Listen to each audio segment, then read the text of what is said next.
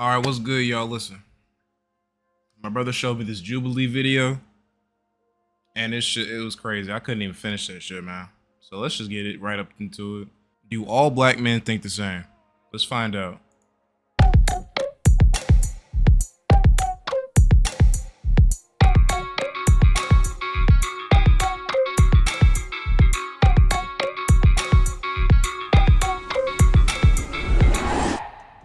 I'm comfortable showing affection to other black men.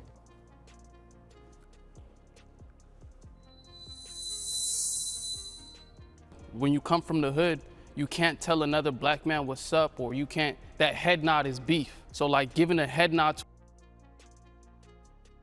Did y'all hear what this nigga just said? Let's go. Let's run that back. tell another black man what's up, or you can't, that head nod is beef. So like giving That head nod is beef. No, it's not. I don't know what this dude is talking about. The head nod is like what? That's not beef. That's saying what's up in every single setting. Unless it's a nigga that you know for a fact you got actual bad blood with, actual smoke with. No, the head nod is not beef. I don't know where they got this cartoon character from, but all the way off the mark. a head nod to another black man can start beef, could start something that, you know, could go automatically left. It's imperative that we, the new generation, the young generation, we embrace one another, because we as black men, we identify with the trauma that we've all encountered through our lives. And sadly, we're our biggest enemies. So yeah, I strongly agree. We This guy's not from out of this country, by the way, but anyway. should show each other affection. I You actually understand disagree. The prompt was, do we feel comfortable? Like, do us individually feel comfortable? I mean, according to your voice, you sound very comfortable showing affection to other black men. Just going off of your voice here and your mannerisms. Showing that affection to black men. I move from strongly disagree to disagree because I do feel comfortable with some black men showing affection, but there was an entirely different generation before me who was very hard on their black sons. My dad's generation was like, you got to be tough, you have to speak a certain way. So me coming into the picture who's a lot more sentimental and affectionate was completely shunned. My dad was like, your voice isn't deep enough, you're too skinny, you need to eat a burger. Growing up, that made me feel really uncomfortable with certain black men to show that type of affection. Whereas other people of different races, I was like, oh, I can be myself. Here we go. There it is.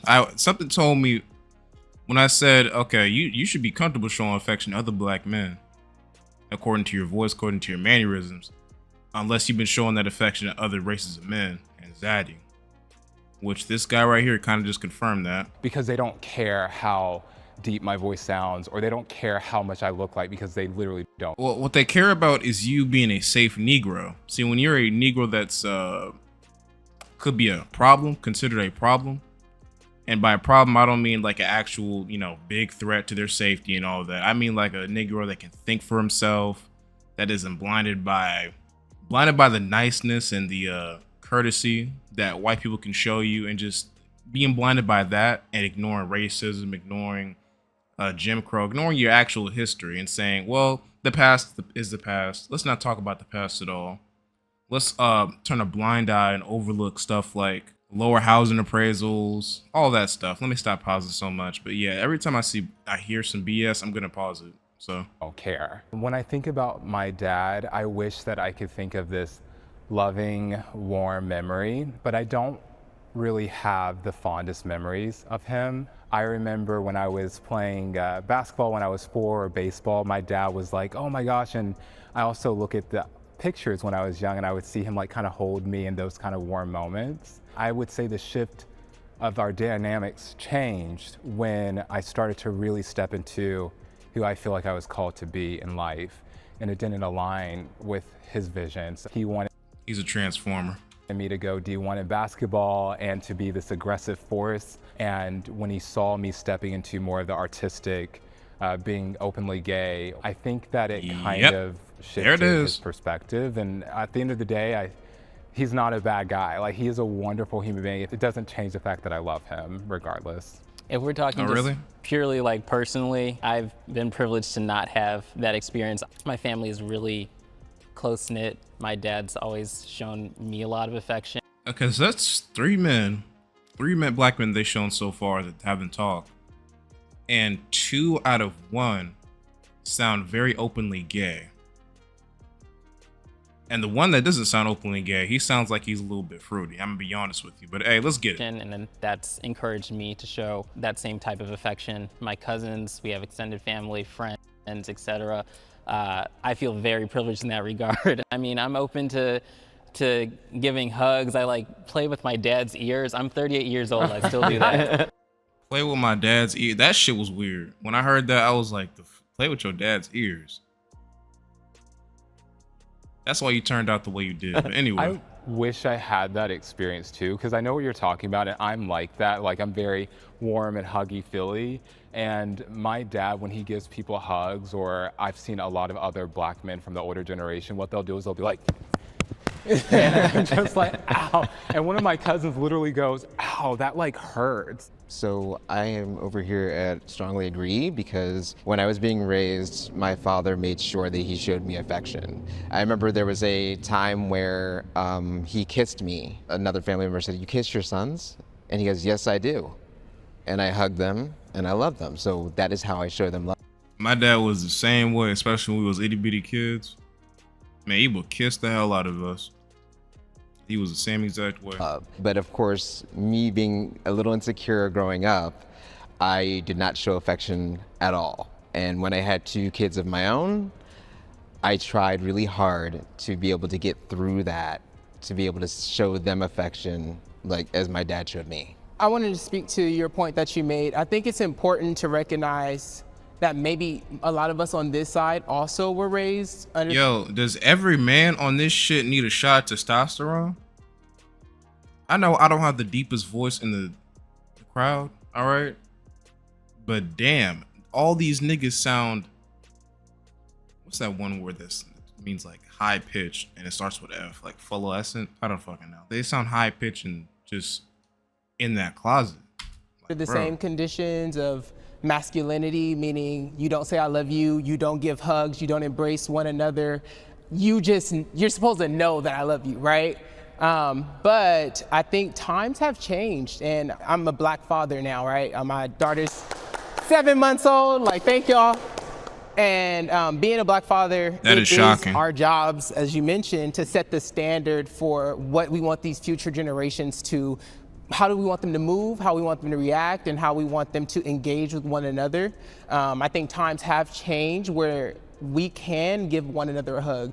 We can, say, hey, I love you, because life is short and we don't know when our last moment will be with our brother, our cousin, our neighbor. So it's important to pour into it, and I hope to see you slowly come more on this side one day. Question. Yeah, that's true though, because one thing about niggas that are affiliated, like a lot of them before they leave, say goodbye, get off the phone, they just say love. When people that aren't even affiliated, Jamaicans say that too, like love and all that. Black man, we're real, like, you already know we hard. You gotta be hard as a black man in this world. If you're soft as a black man in this world, you're gonna be eaten up, spit out. That's why a lot of black men are entrepreneurs. You can't be soft. But anyway, yeah, that we're more open with saying love and all that to black men, women especially. But yeah. Ben, do you feel like most people watching this video will agree that times have changed and that most black men do feel like they can open up, or do you not agree? I don't agree that everybody feels that way. I feel like it's a slow progression with anything. I'll give an example with my fraternity brothers. When I originally joined my fraternity 10 years ago, it was very masculine. What's up, bro? Like, you know what it is. But now we may get off the phone and say, like, I love you, brother. Oh, have a great day. Keep pushing. And so I would say we're not there 100%. Yeah. But I see more and more. I love this visual of us getting close. I think that's pretty good. I don't know what you mean by it being 100%. Like, saying I love you, showing love, What, you want niggas to touch tips and shit? Like, bro, we good? I think we're good the way we at. Like, where we're at. Like, I think it's all right. Sir, to agreeing.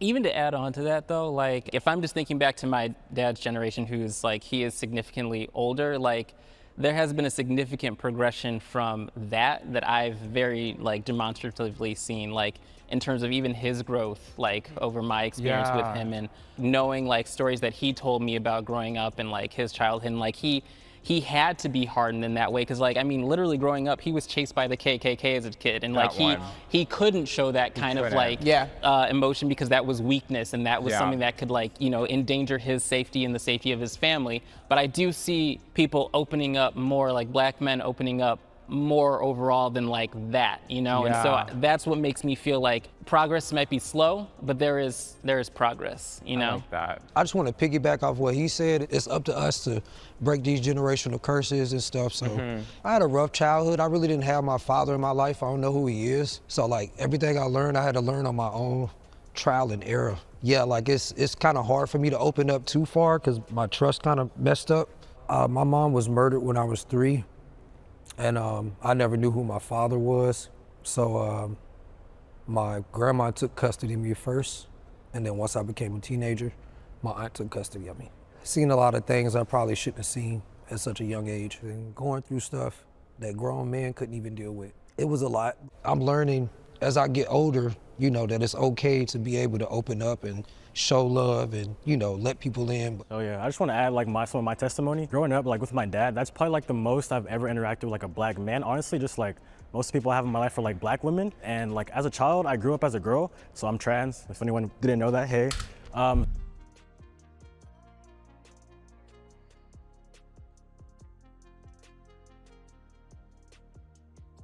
Okay. So he showed me, thank you, brother. What did I say? What did I say? What did I say about this first nigga? Who needs a clap? Who needs to clap for that? Who needs to clap for something like that? Like I don't understand. So he showed me like a lot of affection because I was like his little girl, right? So like he would tell me I love you, I'll get kisses tucked in bed, like just like princess treatment for real, for real. I transitioned at 18, so like I started presenting like this, right? You know, I started sounding like this, I just looked like a man, and I did feel like a shift in how he treated me. Like I realized that like, okay, now we're really. So it's like,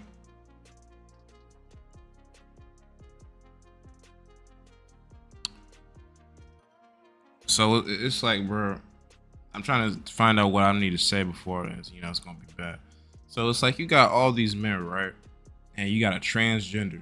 They do this type of shit on purpose. How did you find a transgender woman? I mean, man, that woman that transitions to a man that has a deeper voice than half the niggas you brought onto this show. How is that possible? Really like masculinity to masculinity, like I just felt different. Like I didn't get as much I looked. I just don't want to hear that shit. I ain't gonna lie to you. I don't want to hear no type of struggle you went to. With African, I can't relate to that shit at happened all. when you were trying. Straight up. Your dad now let's move on. Let's move on from the this toxic masculinity things. See where he gets that from. So now this is what I'm talking about. Toxic masculinity. Toxic masculinity is what made it possible for you to even be alive right now. All that extra ass shit, dude. I know I didn't just hear what she had to say, but all that other shit is just stupid. Toxic masculinity is the reason the world is where it is right now. We would be with sticks and stones, no AC, no fucking light, if it wasn't for toxic masculinity. I'm tired of this cornball ass shit. Me as a man. Be soft. You're not a man, bruh. The fuck out my fucking screen, dude. Damn. I'm gonna skip every time that nigga's on screen. Yes, this world ain't. Tired it's of the not same. a place for soft people. I'm tired of the same talking points, bro. That shit actually annoyed me. All right, Spectrum. I allow myself to be soft sometimes. If you haven't caught on by now, this is strongly disagree and this is strongly agree. All right. So of course these niggas allow myself to be soft. Of course you're right over there. You were born soft. You were a woman. Are a woman. But anyway, of course this nigga gonna agree, and of course this nigga gonna agree. And these two niggas, they over here because they don't want to, you know, be sus. They don't want to blow their cover fully, so they over here, they like, oh shit, we shouldn't be over there with them. We just like stay over here a little bit. But anyway. If you want to run a business in today's economy, in today's industry, there's no room for soft people. There's a spectrum, right? There's like soft, and there's like also where you have to be hard. There are times where I have to be blunt, and then there's times where I'm talking to my team like, did you guys watch Family Matters and Blastoise and Pokemon? And then there's times where Are you doing that on the clock? Huh? Are you doing that on the clock, or possibly there's a break? I'm doing that on the clock, and it served me very, very well. So like, I understand what you're saying because I feel like a lot of times black men are taught like you have to be hard all. Did this nigga just say, are you like talking about casual stuff on the clock? Did he just ask that question? Like that guy in the white beater, he's a cartoon character for real. Like, yeah, you can tell he's not FBA, but you know, that don't really matter too much in the situation, but it's like the cornball energy, like you can just feel it through here. Like, come on. All the time. He's trying too hard. But look where it's gotten us, like truly. And like, but whereas I see other black people who are in high positions and they treat people, but whereas I see other black, you have to be hard all the time. But look where it's gotten us, like truly. And like, but look where it's gotten us? And what do you mean, look where it's gotten us? You wouldn't even be on this show if it wasn't for black men being real hard all the time. I want you to go back to the 50s and be as soft as you are and let me know how that shit works out. Niggas like this, dudes like this truly believe that MLK, that the civil rights movement was the reason that everything changed for us as far as Jim Crow being ended and all that. Dudes like this are the reason. They don't think the Black Panther Party had anything to do with it. They don't think black people were turning up at all. They think the soft niggas. All right, now no offense to MLK and all them. No offense to the peaceful protests. You know, that played a part in it as well. But there was also a side where black people, black men, hard black men were turning up. So miss niggas with all that corny ass virtue signaling shit. But whereas I see other black people who are in high positions and they treat people with kindness, whether it's business or not, and doors fly open for them. So there's a spectrum. It's not just being blunt all the time. And I want to hop in right there to your point. At what point are you soft? So I think about, I'm soft when I get home, when I'm decompressed. Yeah, of course. Clothes off, my wife is there, my daughter's there. I'm not coming in like, you know, you need to be doing I'm this. coming up smoking wood, kicking it, laid back. But when I get into that door, nothing is going past me. So being soft, I'll pinpoint it to the soft in business. I use my platform to do things for others that I wasn't even able to do for myself at the time. In that sense, I was being soft and I was being open and I wanted the best for everyone and everything. It was so frustrating to me. I mean, it cost me my sanity. And so I realized like being soft and having a good heart don't take you nowhere but stepped on. I just want to say, like, I agree with 100% correct, especially if you're soft as a man. 100% correct. People that actually know how the real world works, 100% correct.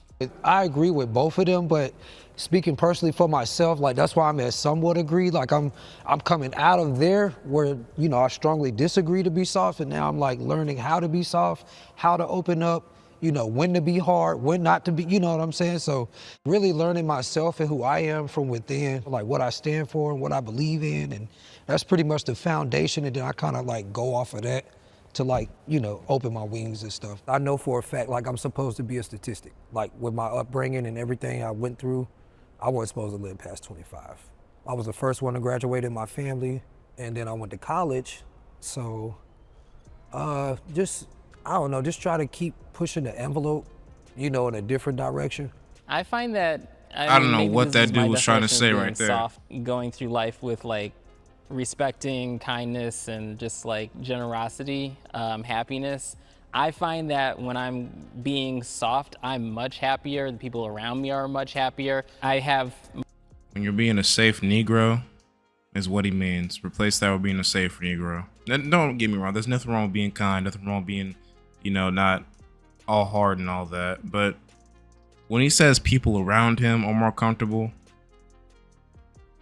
I can't help but hear and think that, okay, so you mean being a safe Negro makes everyone more comfortable or something? Because when he says everyone around him, he means the white folks. He means the white people. So yeah. My third feature film is about that I've directed is about to come out, and I'm nice to the crew. I gotta see that film. I gotta see what that film is. Treat people disrespectfully, and doesn't mean that you don't hustle, doesn't mean that you don't like try to go for every opportunity. So yeah, I felt very strongly about this prompt that you can. But it does mean you can miss opportunities if you are soft and, overly nice. It's just in people's DNA. If they see weakness, they're going to take advantage of it. If they see weakness in you, they are going to take advantage of it, especially if you're black. So let's cut this shit out. Easily navigate life as a black man, being soft. I think that we need to actually normalize that way more. I can't let that, I respectfully, but it's a privilege to be soft. Yeah, it is. When you come from what we come from, like to have parents that can provide where you're lacking, yeah, I can be a little softer. The definition of soft, like what you think soft is, may help better understand like the prompt itself. Like what is soft to you? Being pushed, a pushover. Being soft, that means this, like it's 2025. You're telling young black men to be soft. You're pacifying that wasn't them. the prompt though. That's what I'm getting. Like, yeah, you can get through life. You can be smooth. No, you can't. I hear what you're saying. And he's kind of spitting right there. I don't know what he thinks the soft is. Does he mean like relaxing, or like you getting off a hard day's work and you just like kind of just chillaxing a little bit, and you're raising children? He's raising children, right? So, dude, my friend. That's my brother, right? He has children he raises. We be on the game, and he has a baby. You gotta, as a man especially, you gotta put on that stern voice. You gotta be like, hey, stop doing that. You gotta have direction. So yeah, you can be, relaxing when you get home. But as a man, come on, dude, cut this shit out. You can't be a pushover. Like you got to be stern as a man, straight up. Like there's no way around this. I don't think that you have to compromise your masculinity in order to be soft. And the way he just said is masculinity not for everyone. sweet It's for my family, for my wife, not every single person. I'm sorry if I said it wrong or if it came out wrong. I believe you are beyond talented and you've done exactly what you need to do to get in the space and the field that you're in. But I think what I was speaking to is you are blessed enough to have a successful father that's there.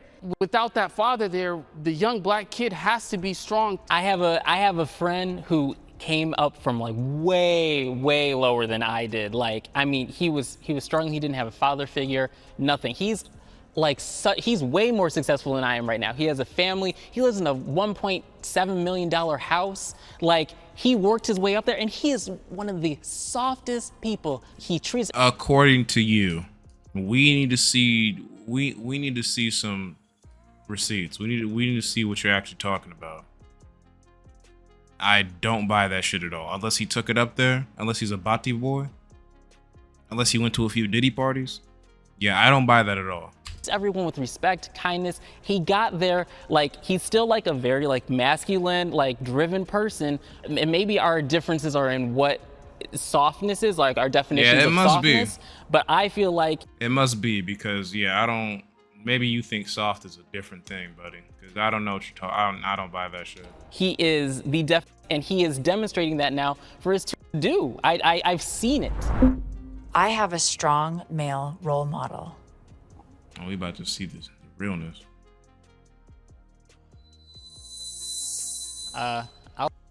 Y'all niggas are lying. I'll start out. Yeah, I definitely do. My dad is an incredible role model. That's like one of the great privileges of my life. I was adopted into a upper middle class family. My dad is one of the like top urologists in the country. Oh, wow. There it is.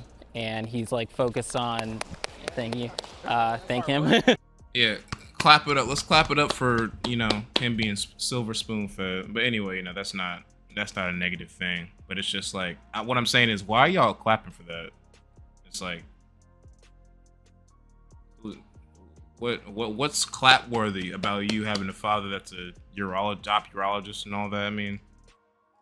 I mean, if they're clapping for the transgender, I guess they should clap for something like that. There was more people clapping for that than the transgender, so you know what? I'll let it pass. Disregard what I just said. He's focused on prostate cancer, specifically in black men. An incredible role model. I aspire to be as great as him one day. So, my dad, I feel like for me, he's so like inspirational that I also kind of feel like I'm not letting him down, but just like I got big shoes to fill, because like he just got his PhD last week and we flew out to Georgia for that. Like, he's taking care of me in all aspects, so like I can't ask for more, to be honest. I have a strong male role model. I aspire to be as great as him one day. So, My dad, I feel like for me, he's so like inspirational that I also kind of feel like I'm not letting him down, but just like I got big shoes to fill, because like he just got his PhD last week and we flew out to Georgia for that. Like, he's taking care of me in all aspects, so like I can't ask for more, to be honest. so I got my dad. I'm totally shocked that I'm actually really happy that I'm the only one over here, unfortunately. I resonate with so much what you said. I was a child prodigy in basketball. I got a college tennis scholarship.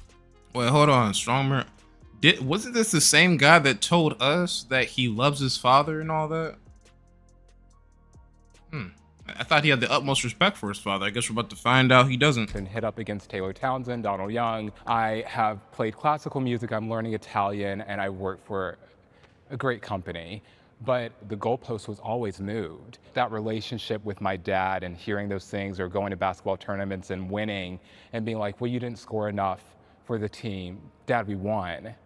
Like, I scored the most points. I got the most rebounds. The goalpost was always moved. And he was a D1 football player, and he did really well in life, but being the son of an... Okay, so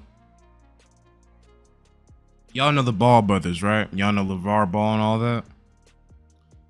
Do you think LeVar Ball saw his children scoring like high in, you know, little league basketball games, middle school, high school basketball games? Do you think that LeVar Ball was like, yes, let off on the pedal, you're doing good? No, he kept pushing them.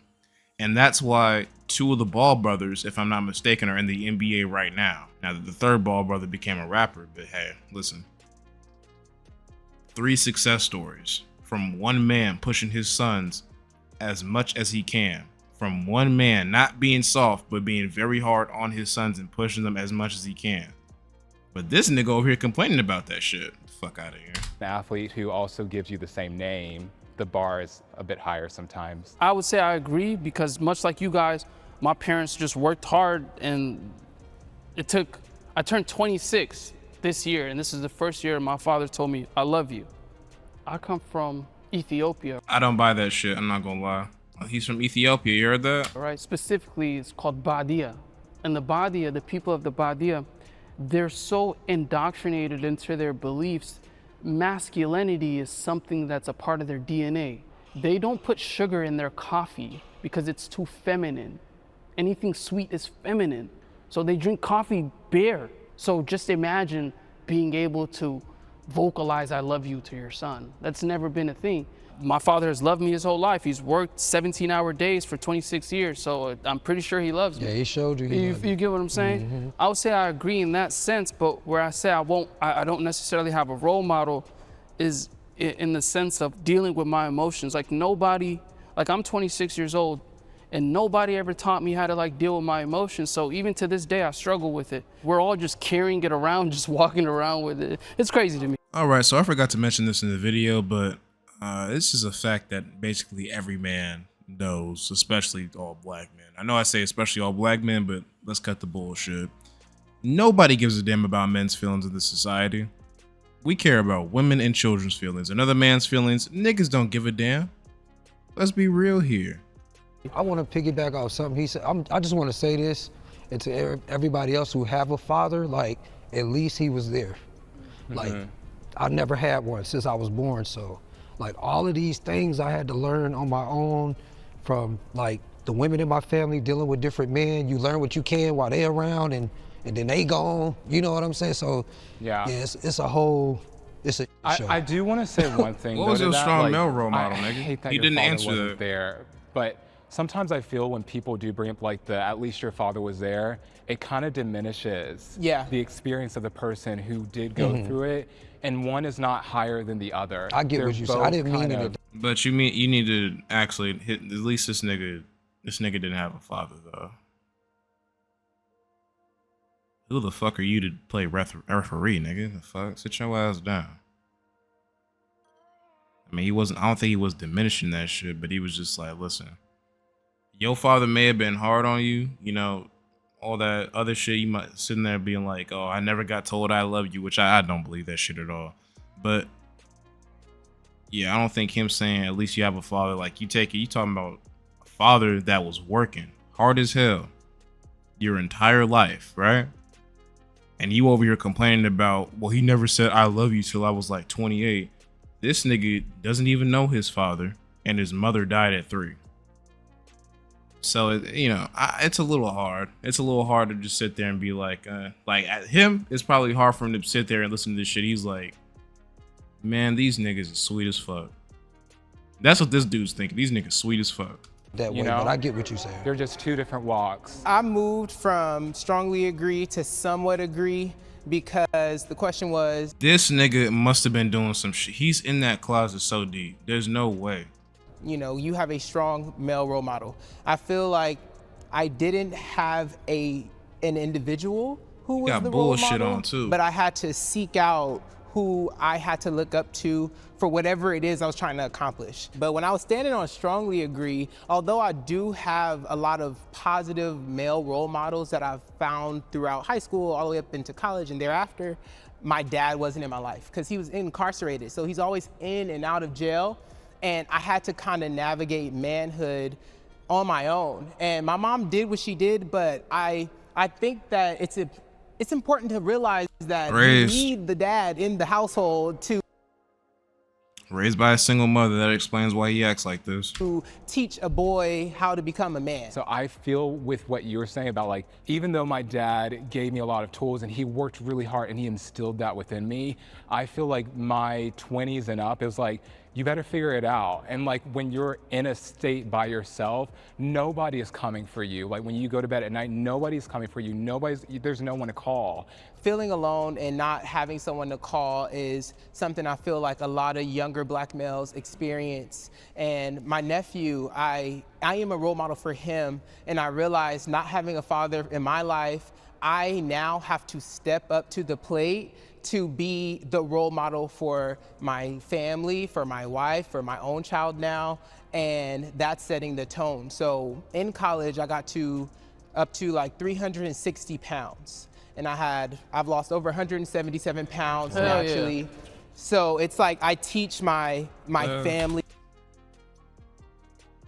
77 pounds naturally, 160 pounds, and I've lost over 177 pounds naturally. Yeah.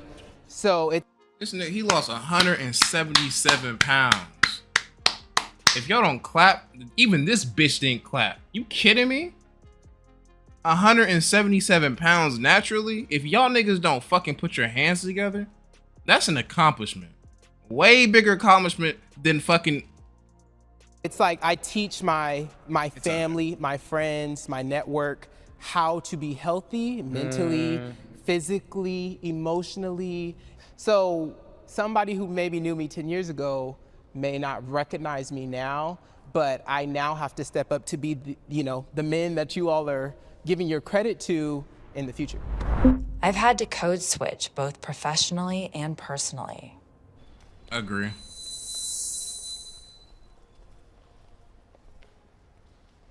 I've had to code switch professionally and Oh nigga, we know you ain't. I guess he ain't have to code switch because that gay nigga that he's being right now, that's who he is. That's who he is. And white people are always gonna love the gay nigga. They're always gonna love the gay nigga. The most inoffensive, the most non-threatening type of black man there is, the gay nigga. So hey. And personally, everybody agrees strongly except for this nigga.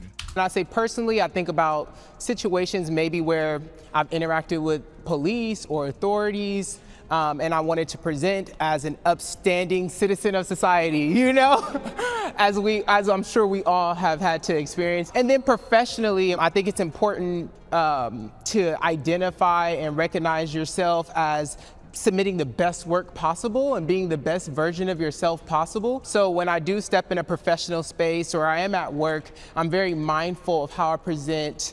And a lot of times when we have to navigate institutionalized oppression, how we dress. If I'm a white male, I come into a job interview in blue jeans and a white t-shirt, I still may be considered for the job. But if I did that, I am a thug and all my merits, my education is stripped away. So I know I have to dress up better. I know I have to present and I have to make sure that I'm articulating my words. Well, it's like, you gotta do all that shit regardless if you want to have a good impression on an interview, but especially as a black man, yeah, you do, because a white kid, he can walk in there damn near any sort of way, and He's not gonna get the job every time, but hey, he's not gonna be denigrated and just completely thrown off the table like how he would if he was black. You know, so I get what he's saying. So I can navigate through society and life. Can I back you up Of for course. a sec? So I'm over here because I suck at code switching so bad, and I'm just like, I'm not even going to do it. So that's why I'm in the somewhat disagree category, because I tried it. I'm really. What is he talking about? He's perfect for code switching. You just gonna lie like that? Really bad at it, and it just doesn't work for me. And I figured I just rather be It works my authentic perfectly for self you. Going into the rooms. This is what If you they call like me, gaslighting. They like me. If they don't, I can't change that. But I agree with what you said, because I work in corporate America, and I have not seen too many black men in my space. And there was a particular instance where I was in the office. I would go in a lot, and I'm usually pretty close with like the directors of the company. And a black guy was coming into the office. He's from Africa, I can't remember where. And he had his hair up in like, kind of like a different hairstyle, whereas mine is short. And so one day I came to the office and I saw that he shaved his hair. And I went up to him and said, "Why did you change your hairstyle? I liked what you had." And he goes, "I saw how you would come in and how you would dress and what you would wear and how you were best friends with the directors of the company and how they interacted with you." And he said, "I shaved my hair because I want to be in the spaces that you're in." So I See, I could never do that. That's why I gotta just pick a different road. I can't, like, corporate America and all that. Like, I gotta shave my head, cut off my hair. Maybe one day I'll want shorter hair. Maybe one day I'll want it different. But it's like, I just gotta find a different way to do this shit, because I'm not finna cut off my hair to impress anybody. I'm not gonna endlessly be switching how I talk, how I act for anybody. Of course I can act professionally. Of course I can do that. But it's like, no, I'm not finna be doing that, man. Cutting my hair off, that's where I draw the line completely. They don't have to cut their hair off.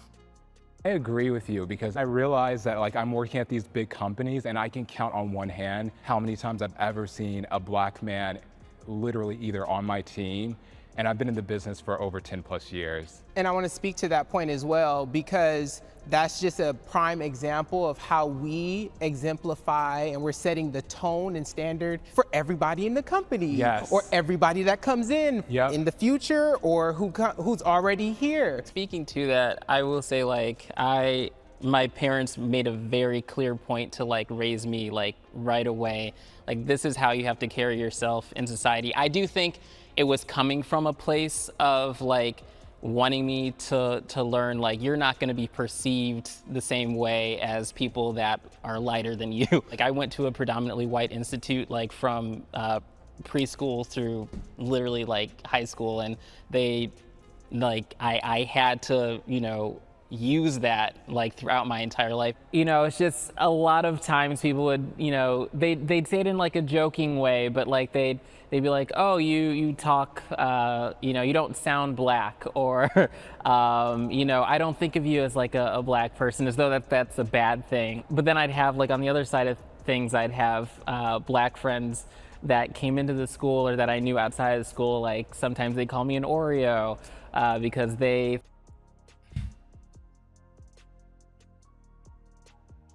Anyway. Yeah, that shit where niggas would be like, "Oh, you don't sound black enough." Oh, that shit is stupid. I ain't gonna lie to you. Like, I'll articulate myself and niggas actually act like that shit is like I'm speaking in tongues. Like, they'll act like it's something they never heard of. Like, I'll say and use words that are like in the dictionary and shit, and not in the fucking what they see it on social media, and niggas would be like, "What does that mean?" It's stupid as hell. And y'all niggas, on my Jason Black video, I remember this one comment. That's why I don't be reading comments like that. But this one comment, this nigga was like, "Oh, he's forcing a white accent," or some shit like that. Are you niggas retarded? Are you niggas actually retarded? Like, you niggas need to pick up a book. Pick up a fucking book, man. Honestly. You cannot get around in life. You cannot get by in life talking like this, twin. Hey, twin, look, check it out. Hey, look, twin. Hey, get a free 3-5 real quick. Nah, I ain't got no money to smoke, bro. But let me front me the 3-5 real quick. I'll pay you back on Wednesday. You can't get by in life talking like a fucking retard, man. That's not even how black people talk. Most black people talk like they got some fucking sense. That's not even how black people all talk, with a fucking ghetto ass, dumbass accent. That's just an accent that's put under a spotlight more by the media. That's just an accent that everybody wants to act like that's how all black people talk. That's what that shit is. It's not stop that shit. I thought that I was too white, and so it's just like all these like weird, I never was able to kind of find like this place where I fit in, it felt like growing up. But I think that as a result of what, too white for the black kids, too black for the white kids, that I kind of became a little bit of a chameleon, and code switching became very like intrinsic and just very natural for me to be able to switch, you know, how I'm speaking to, you know, given whatever group I'm in. Yeah, I moved because we've just labeled it it's not code switching. It's called being professional. And I was cussing since I was a Thank you. kid. And if you go to any inner city across America right now, guess what them kids are doing? Cussing. Guess what they're gonna grow up doing? Cussing. Then they're gonna be professionals. They're gonna be adults. They're gonna have to conduct themselves in society. And that's tough because when you've grown up cussing, using your... It's no different from how white kids act. Don't worry. White kids go around talking mad, just absolute shit, man. They walk around, they're kids, they're teenagers, so they walk around with rebellious faces and all that. White kids do that shit all the time, but they don't say it's, oh, this is the white kids doing it. Oh man, that's just, you know, growing pains, you know. But when black kids do it, it's like, oh man, you need to grow up. See, they give white kids room to grow up and shit. They give white kids room to grow up. As a black kid, if you don't grow up and grow up fast, you just left in the dust, straight up. Slang and all of this, you call it code switching, but it's just being professional. Because I could kick it with the homies and we kicking, and then I get a phone call because I run a hip hop platform and I'm looking for sponsors and whatnot. Then I got, hey, how's it going? Yeah, amazing, totally. So we're looking at approximately this, and that. And then when that phone call, yeah, we finna go over here, we're gonna grab some shots, we're finna grab lunch. Yeah, it's good, I'm gonna catch you. But that's just professionalism. There's no such thing as code switching. The Asians don't call it code switching. The Mexicans don't call it code. It's not code switching. It's called being professional. You adapt into your environment. That's what I was gonna piggyback off you and say. It's just the ability to adapt, and it's not easy. It's a learned skill. You know what I'm saying? And it takes time. And just like you say, we come from the trenches, and then you know, you got to go and sit in a professional setting. You got to be able to switch it up. But yeah, you got to learn that, you know, as you go. It's a learned skill. Or we, as voices in our community, need to tell the younger generation we shouldn't have to code switch. Right. We shouldn't really need to. Dude. Y'all seeing what I'm seeing? This nigga couldn't have picked a bigger size shirt. That shit busting out the seams, man. Come on, dude. Come on. Tell the younger generation we shouldn't have to code switch. Right. You shouldn't need to be saying. Shouldn't need to be having to come up out of that. Okay, we get it, bro. We get it. We get it. I think I'm cool on this topic. Oh, y'all. College. This nigga, that nigga barely saying anything. Called him on the. So I really excited to like there first, and then he came. Oh. Okay, next topic. I thought you were white. Right, I'm about to just change it. And that ended that friendship, because after that I found out that like he wasn't quite the person that you know he said he was, and I also identified as LGBTQ openly, and he let people into my room to gay bash me. So here we are. It was the fuck disempowering. It was very scary. I've never been hold on in that position before. Hold on, let me go back. I was doing too much. Speaking broken English, so you were raised properly. That's dope. I appreciate that. I hate like black excellence and just. Okay, let's go to Justin's story. Hold this on. should be the standard for excellence. Let's hear what he was talking to about. some degree, because I suck at code switching. Like I'm really not good at it. Like, and then of course when I go into a black space, they're like, "Oh, you sound white." So I went to college, 19 years old, and I was like really super duper excited, you know. So hold on, it's about what? So I went to college, 19 years old, and I was like really. And you know, no offense to the LGBT community, blah blah blah, all that extra shit. But I want y'all to notice something. We have this shit. Do all black men think the same, right? And we have 1, 2, 3, 4 openly gay people on this shit right here. One that's not even a man. One that's not even a black man for real. That's a black woman that wanted to be a black man. And you got one nigga over here, the green jacket that's clearly in the closet. You got another nigga in the wife beater that he just tries too hard. I don't know what he got going on. We got one nigga with a do-rag, the other dude in the do-rag that look dressed casually. That I can say 100%, okay, that nigga don't got no sugar in his tank. He'd seem hetero completely. So you got Jubilee. Jubilee knows what they doing. Why not pick out actual black men? Why not pick out the black men that are the majority? The black men that keep the race going. No offense to LGBT people, but on some real shit, let's get black men in a video about black men. You should rechange this video. Do all gay black men think the same? Because that's what you're trying to show us. Gay black men. Let's keep it a fucking 100, man. He's super duper excited. You know, actually in that college, they give you your roommate's information before you actually meet. So I called him on the phone and I was like, hey, I'm your new roommate, Justin. I'm super excited to like meet you and be roomies and it'll be great. When I got to college, I got there first and then he came into the door and he stopped and he said, oh, I'm like, yeah, I'm Justin. Oh, what? Oh, no. He's like, I thought you were white. And that ended that friendship because after that, I found out that like he wasn't quite the person that he said he was. And I also identified as LGBTQ openly. Hey, so I caught something while I was editing again. So this guy says that the white dude that was bringing people into gay bashing, he wasn't what he thought he was, right? And my question is, what do you think he was? Like, who do you think he was? You didn't know this guy for real at all. You guys had like one phone call. Did you assume that he was friendly and accepting of gay black men over one phone call because he had a white voice? Is that what you're trying to say? And he let people into my room to gay bash me. So here we are. You allowed that? It was. That's why you can't be soft. Why you can't be a weak black man? And there's some gay niggas that can scrap. So I don't even excuse that shit. Like, dude, you gonna let white boy walk all over you like that? Cut this shit out, man. Disempowering. It was very scary. I've never been in that position before.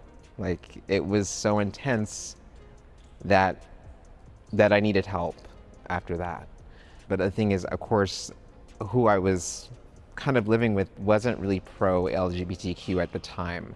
So I didn't feel like I could be comfortable with telling any of my relatives about what exactly happened to me in college. And so I kept that in for a very long time. And a lot of bad habits, came from that traumatic experience.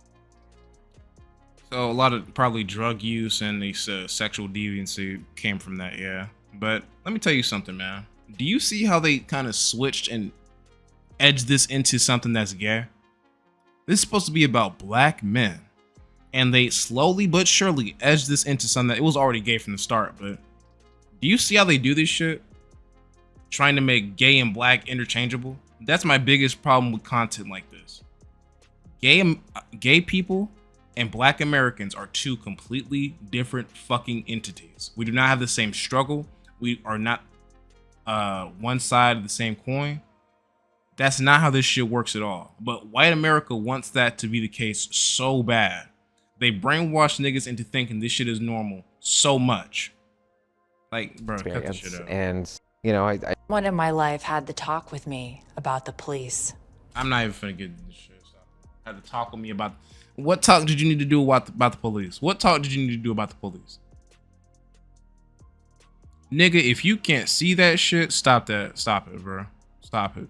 If you can't see it by now, if you weren't, what talk? You could have seen that with your eyes, especially back then. That shit must have been way more rampant. They were stopping black people left and right, treating them any sort of way. And a lot of these motherfuckers, they old enough to have known the crack epidemic. I think so. maybe some of them are crack babies themselves. They know what they know, the influence, they know the power, they know the type of abuse the police have been putting on them back then and what they do today. So I'm not even for to look at that shit. I've had enough of this video. It's too much sugar for my liking. You all make sure to like, subscribe, comment, all that shit, and I'm gone.